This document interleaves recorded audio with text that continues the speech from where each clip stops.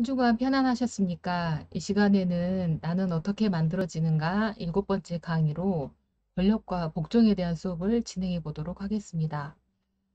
초기 인류는 자연에 맞서서 혼자 살아갈 수 없는 이런 나약한 존재였기 때문에 생존을 위해서 집단을 구성하고 개인의 자유를 포기하는 대신에 힘센 지도자에게 복종하는 시스템을 만들게 되었습니다.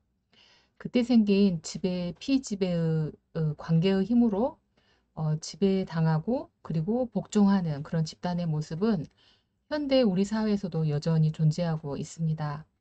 권력의 사전적 의미는 남을 지배하고 복종시키는 힘이라고 나와 있는데요.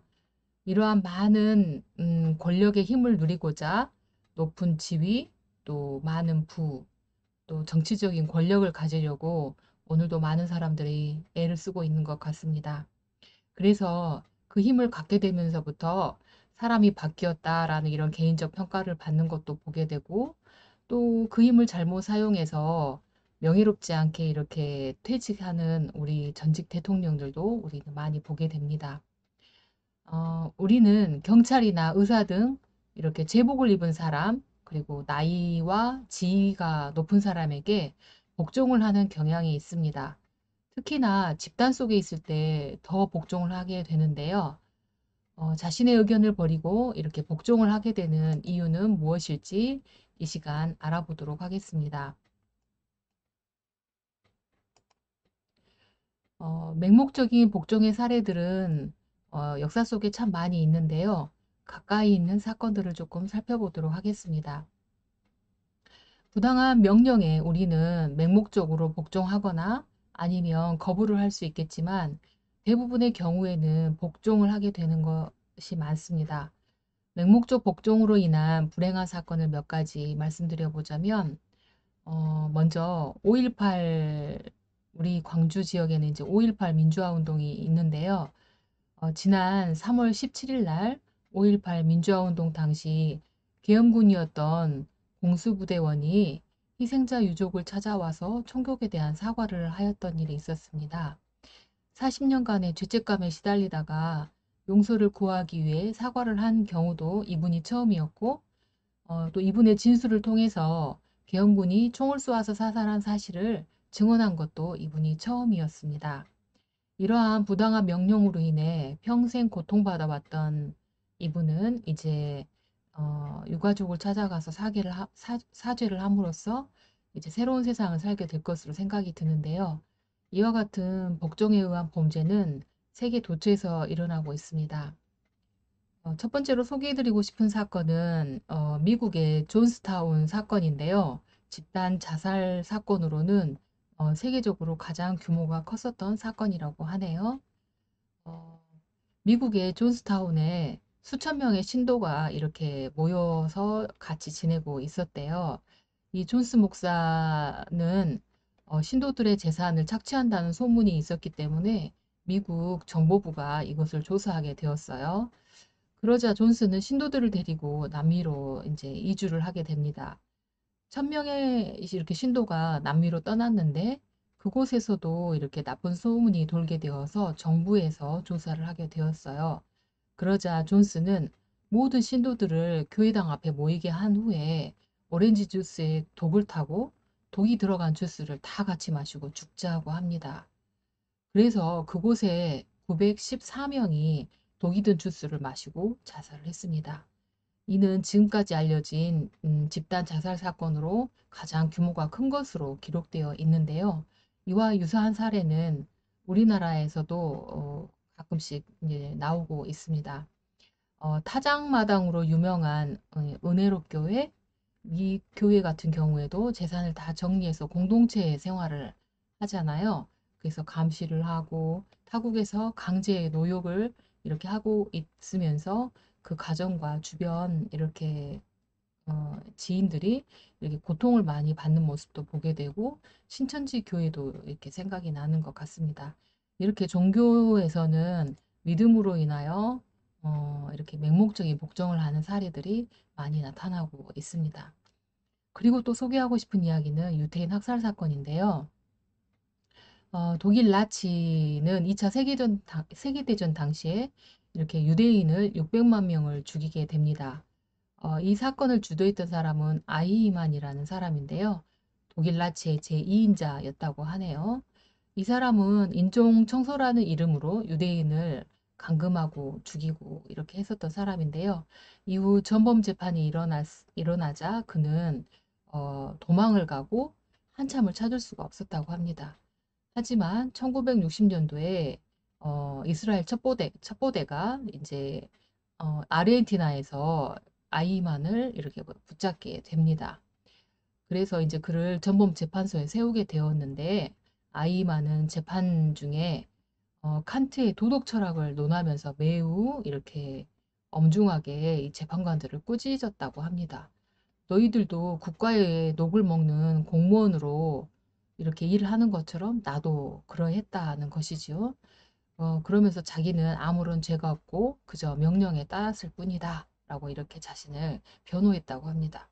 하지만 재판은 아이만에게 사형 선고를 내리고 그는 이듬해 이렇게 교수형에 처해지게 되었습니다. 이처럼 맹목적 복종을 하는 것에 대한 실험을 이제 실험으로 밀그램 실험이 아주 유명한데요. 1960년대 스탠리 밀그럼은 사회심리학에서 너무나 유명한 실험인 권위에 대한 복종 실험을 진행하게 되었어요. 그는 아이만의 전범 재판에서 이렇게 힌트를 얻어서 아이만이 했던 난 단지 유대인을 죽이라는 명령을 따랐을 뿐이다 라는 것을 보고 복종 실험을 설계하였다고 합니다. 복종 실험의 계획을 세웠을 때 실험 전에 정신과 의사나 심리학자들은 피험자들이 복종을 거부할 것이라고 예측했고 병리학적으로 정상이 아닌 1, 2%의 이런 사람들만이 이렇게 정기 쇼크를 줄 것이다 라고 이제 예상을 했는데 하지만 실험 결과는 예상과는 너무 달랐습니다. 실험은 다음과 같이 진행되었습니다. 1961년 미국 예일 대학교에서 실험 대상을 모집했습니다. 변호사, 소방관, 건설 노동자 등 사회 각계각층의 사람들로 모집이 되었고요. 이들의 평균 나이는 50세가 넘은 사람들, 남자들이었다고 합니다. 그들은 모두 4달러 50센트를 받고 학습과 처벌에 대한 실험에 참가하는 것이라고 이렇게 소개가 된 이런 실험에 참가하게 되었습니다. 하지만 진짜 실험 목적은 교사가 어떤 강도의 처벌을 내리는지 보기 위한 도덕성 확인 실험이었죠. 어, 참가자들에게 한 남자가 옆방에서 단어상을 연습하는 훈련을 받고 있다라고 말하고 그리고는 참가자들에게 학습자가 실수를 했을 때 버튼을 눌러서 학습자에게 전기 쇼크를 주라라고 지시를 합니다. 학생이 연상에 실패하면 교사는 학생에게 전기 쇼크를 가하고 틀린 답을 말하면 이제 전기 강도를 높이는 이제 과제를 주었습니다. 학생이 한 문제를 틀릴 때마다 벌은 한 단계 한 단계 올라가는 그런 방식이었죠. 1단계 전기 충격은 15V의 약한 정도 레벨이지만 마지막 단계에는 위험, 450V는 생명을 잃을 수 있을 정도의 극심한 충격이라는 라벨이 붙어 있었습니다. 그리고 시험에 들어가기 전에 교사 역할을 맡은 사람들에게는 45V의 전기 쇼크를 실제로 맞아보게 합니다. 이 실험의 결과는 어떠했는지 살펴보겠습니다.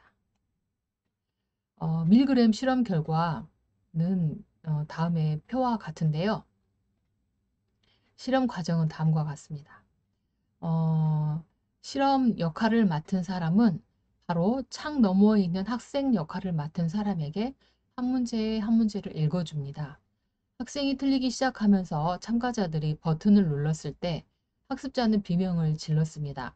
하지만 사실은 학습자는 연기자였고 실제로는 전기 쇼크를 받지 않았습니다.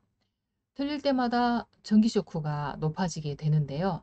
나중에는 전기 쇼크가 매우 높아지고 공모자였던 학생은 비명을 지르기 시작합니다.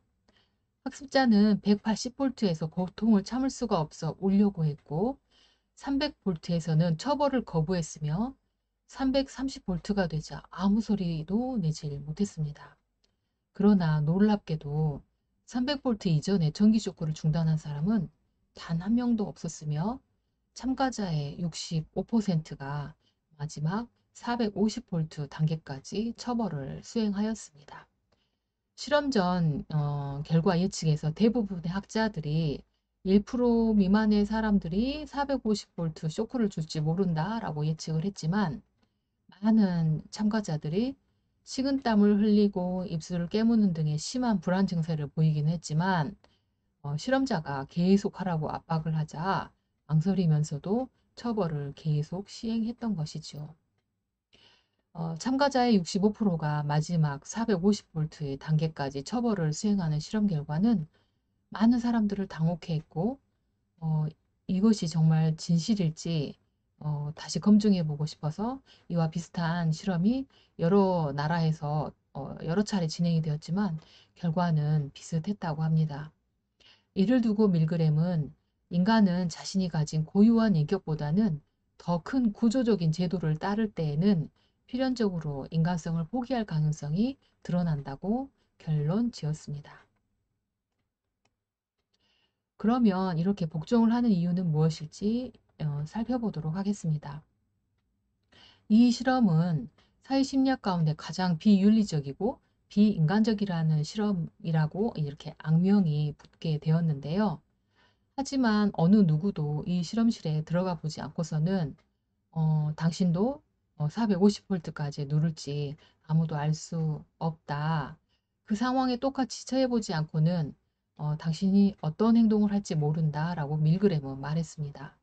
그러면서 상황은 우리가 생각했던 것보다 훨씬 강한 힘을 가지고 있다고 밀그램은 결론 지었지요. 그러면 밀그램의 실험에서 왜 그렇게 많은 사람들이 실험자의 명령에 복종하였을까요? 그 이유는 첫 번째로는 책임 전가가 가능했기 때문입니다. 밀그램 실험에서 실험자는 모든 책임은 실험자 본인이 진다고 하였습니다. 우리는 책임 전가가 가능하면 어떤 복종에도 따르기가 쉽습니다. 특히 집단 속에 있을 때 우리는 자신의 행동에 대한 도덕적 책임을 집단으로 회피할 수 있습니다. 개인의 잘못이라고 보다는 집단의 일원으로서 필연적으로 불가피한 일이라고 인식하고 하고 난 뒤에는 개인의 도덕적 책임을 이렇게 회피하게 되는 것이죠. 지난 공격성 수업에서도 공격성의 상황 요인으로 집단에 있을 때 쉽게 폭력을 사용하는 것에 대해서 이야기하였는데요. 이러한 집단이 주는 익명성, 보복이나 처벌의 위험성이 줄어들 때 공격성을 유발시키게 되고 책임 전가도 가능하게 되는 것입니다. 두 번째는 실험자의 권력 지각 때문인데요. 지난번에 설명해 드렸던 권위의 법칙에 대한 이야기입니다. 이 실험을 했던 장소가 예일 대학교의 그런 권위 있는 대학이었고요. 실험 장치가 이렇게 기계가 많은 이런 위협적인 그런 장치들이 많이 있었고 또 실험 참가비를 이렇게 받았기 때문에 실험자들의 권력에 대해서 크게 지각을 하였습니다. 일상생활에서도 이런 작은 권력은 사람들에게 복종을 유발하게 합니다. 예를 들어 보면 항공기 관련 사건에 37건의 사고를 조사를 해보았더니 사고의 25%는 조종실 내부의 복종이 원인으로 밝혀졌다고 합니다.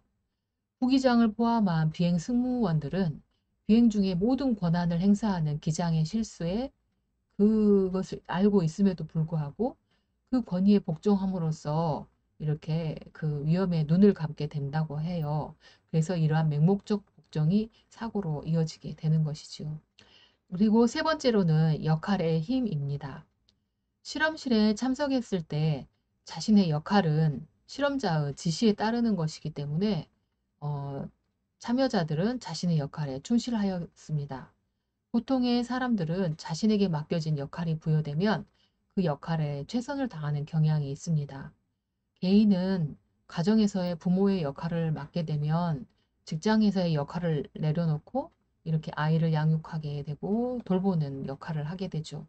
하지만 이 가정에서 역할을 벗어나서 회사에 출근하게 되면 회사에서의 조직원의 역할로 이제 옷을 갈아입게 되는 것이죠. 이런 페르소나에 충실하게 되기 때문에 이렇게 역할의 힘이 복종을 하게 되는 원동력이 되는 것입니다. 어, 이 역할의 힘에 대한 것은 다음 시트에서 짐바르도의 실험을 통해서 얼마나 이 역할의 힘이 강한지 다시 한번 설명을 해드리도록 하겠습니다. 그리고 네 번째로는 점진적인 명령 때문입니다. 이 실험에서 실험자는 명령을 내릴 때 처음부터 큰 명령을 내리지 않았습니다. 처음에는 복종하기에 쉬운 아주 작은 명령을 내렸죠. 그리고 한 단계 한 단계 명령의 크기가 커졌습니다. 즉, 처음에 명령을 수행하였기 때문에 그 다음 명령을 거부하기가 어렵게 되는 것이지요. 이러한 현상을 심리학에서는 문간에 발 들여놓기 효과라고 부르는데요. 어떤 사람의 작은 이런 부탁을 들어주게 되면 그 다음 부탁은 거부하기가 어려워서 그 다음 부탁도 들어줄 확률이 높아진다는 것입니다. 이러한 기법은 되게 뭔가 승낙을 얻기 위해서 자주 사용되는 세일즈의 기법으로도 많이 사용되고 있는데요. 이 피험자들은 100볼트, 130볼트, 300볼트까지 이렇게 계속 그 명령을 수행을 했었는데 거기에서 갑자기 명령을 중단하고 실험을 중단하고 이렇게 되면 내가 300볼트까지 주었던 그런 처벌이 이 의미가 없어지게 되기 때문에 그래서 한 번 명령에 따르게 되면 그 다음 명령까지 이렇게 거부하기가 어렵게 되는 것이지요. 그리고 마지막으로는 피해자 인식의 어려움도 복종을 하는데 큰 영향을 끼쳤습니다. 실험에서 피해자는 이렇게 옆방에 있었기 때문에 그 상황을 보거나 들을 수 있는 상황이 아니었죠. 그래서 피해자가 먼 거리에 있어서 보거나 들을 수 없는 상황 또는 볼 수는 없으나 소리는 들을 수 없는 상황 그리고 바로 옆에서 보고 들을 수 있는 이런 상황으로 상황별로 이렇게 조사를 해봤을 때 자신의 행동이 이렇게 초래한 자신 행동이 피해자의 고통을 이렇게 어떻게 고통을 주는지 이렇게 지각할수록 복종률은 떨어지는 것을 연구에서 밝혔다고 합니다. 이러한 것을 볼 때 요즘 전쟁이 어, 드론이나 미사일 등의 이런 전쟁 무기가 요즘 개발되고 있어서 그 피해를 직접 경험하거나 느낄 수 없기 때문에 군인들의 복종이 더 쉬워질 것으로 생각되고 앞으로 전쟁이 일어난다면 엄청 그 크게 모두가 사망하는 그런 큰 전쟁이 일어날 것으로 이렇게 생각이 되네요.